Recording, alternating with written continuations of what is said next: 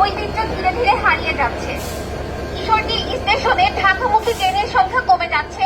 Ishwardi bypass স্টেশনে দেওয়া হচ্ছে না অনেক ট্রেনের স্টপেজ, এবং সেই সাথে অবহেলিত হচ্ছে ঈশ্বরদী রেলওয়ে জংশন।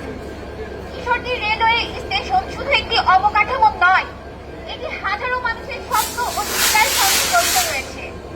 আজ আমরা এখানে যারা উপস্থিত তাদের সকলের দাবি এক ও অভিন্ন, এবং সেই দাবিগুলো প্রসঙ্গেই আমি আমেরিকার সাবেক প্রেসিডেন্ট মহান নেতা আব্রাহাম লিঙ্কনের একটি কথা স্মরণ করিয়ে দিতে চাই।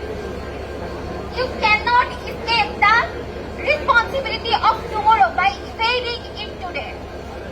অর্থাৎ আজকের দায়িত্ব এড়িয়ে তুমি আগামী দিনের দায়িত্বে রেহাই পেতে পারবে না। প্রিয় ঈশ্বরদীবাসী, আজকে যদি আমরা আমাদের অধিকার নিয়ে নীরব থাকি, তাহলে কালকে এই নীরবতাই আমাদের অধিকার, সুযোগ ও ভবিষ্যৎ কেড়ে নেবে। তাই সময় এসেছে আমাদের সকলের একসাথে দাবি জানানোর। আমরা চাই ঈশ্বরদী রেলের ঐতিহ্য আবার ফিরে আসুক।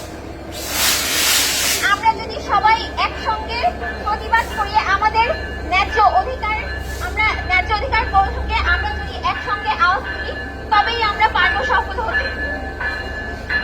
ভবিষ্যতে যেমন রেল ঈশ্বরদীর অতীতের অংশ ছিল, ঈশ্বরদীতে যেমন রেল অতীতের অংশ ছিল, তেমনি ভবিষ্যতের পথও রেল নিয়ে নির্মিত হতে পারে। ঈশ্বরদী হোক উন্নয়নের রেল কেন্দ্র, প্রান্তিকতার নয়। সবাইকে ধন্যবাদ জানিয়ে আমি আমার সংক্ষিপ্ত বক্তব্য এখানেই শেষ করছি।